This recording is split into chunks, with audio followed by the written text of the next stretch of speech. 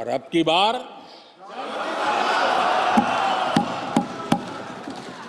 पूरा देश कह रहा है, अब की बार खड़गे जी भी कह रहे हैं। लोकसभा में जिस तरह से आत्मविश्वास के साथ प्रधानमंत्री नरेंद्र मोदी ने अगले चुनाव में सीटों की जीत का संभावित आंकड़ा बता दिया, क्या वास्तव में यह संभव है? प्रधानमंत्री ने संसद में जो दावा किया उसे कहने से आमतौर पर प्रधानमंत्री कतराते रहे हैं।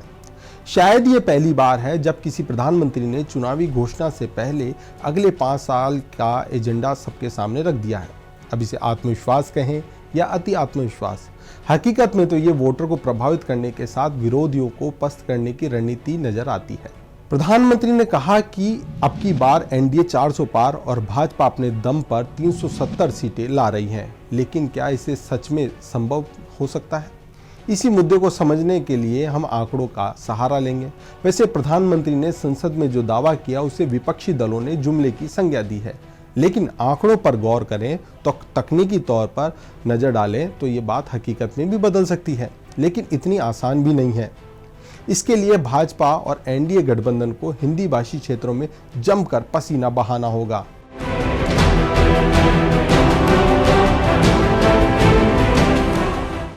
भाजपा समर्थक कह रहे हैं कि जब 1984 में कांग्रेस ने यह चमत्कार करके दिखाया था, तो अब राम जन्मभूमि यानी राम मंदिर और 370 के साथ यूसीसी की ओर अग्रसर जब भाजपा है तो ये संभव क्यों नहीं हो सकता?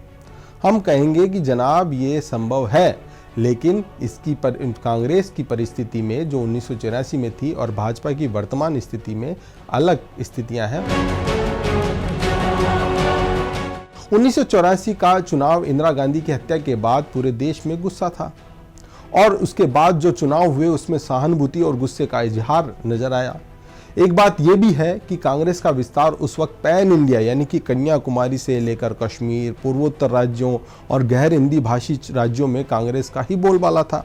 ऐसी स्थिति फिलहाल भाजपा की नजर नहीं आती, ना ही एनडीए की नजर आती है। और गैर हिंदी भाषी राज्यों में तमाम जो राज्य हैं उनमें तमाम कोशिशों के बावजूद भाजपा कमजोर है। आंकड़ों के अनुसार 150 सीटें तो ऐसी हैं जो भाजपा आज तक या एनडीए गठबंधन आज तक जीत ही नहीं पाया। शेष 393 पर संघर्ष जारी है। अब ये 400 का पार कैसे जाएगा ये आंकड़ा, ये देखने वाली स्थिति है।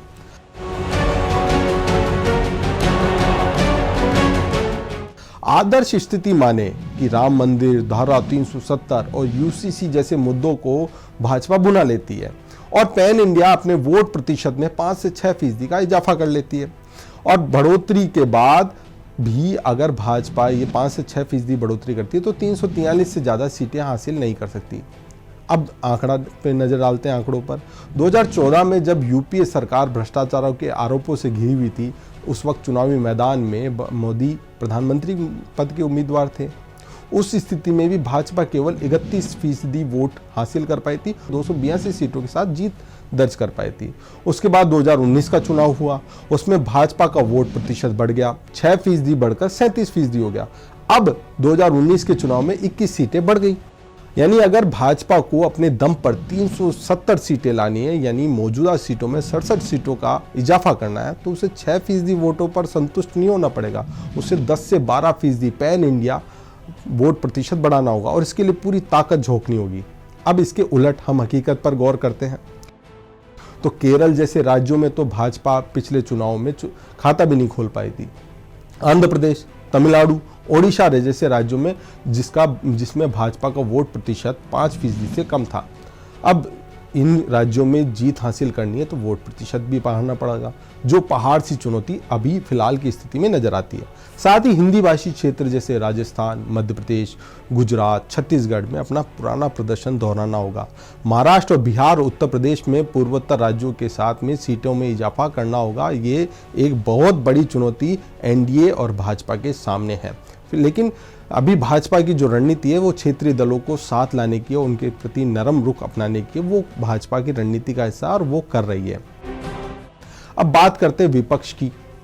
विपक्षी दल अगर एकजुट रहकर अपने वोट प्रतिशत में बढ़ोतरी करते हैं तो भाजपा को 370 के बजाय 250 तक भी ला सकते हैं, लेकिन मौजूदा स्थिति में ऐसा होता कम नजर आ रहा है, क्योंकि भाजपा लगातार विपक्ष की एकता को खंड खंड करने की रणनीति पर साम दाम दंड भेद जैसे हथकंडे अपना रही है, जो जीत के लिए जरूरी है। ऐसे वैसे मोदी और शाह की जो रणनीति है वो नई नहीं है, तमाम राजनीतिक दल ऐसे हथकंडे अपनाते आए हैं।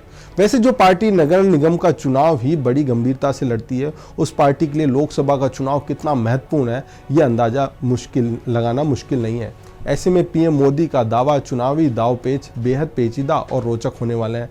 हम सभी के लिए उत्सुकता वाला भी है कि आखिर ये 2024 का चुनाव किस तरह से लड़ा जाएगा। तमाम रणनीतियां, तमाम आंकड़े हैं, लेकिन रणनीति पर ही जीत संभव है। धन्यवाद।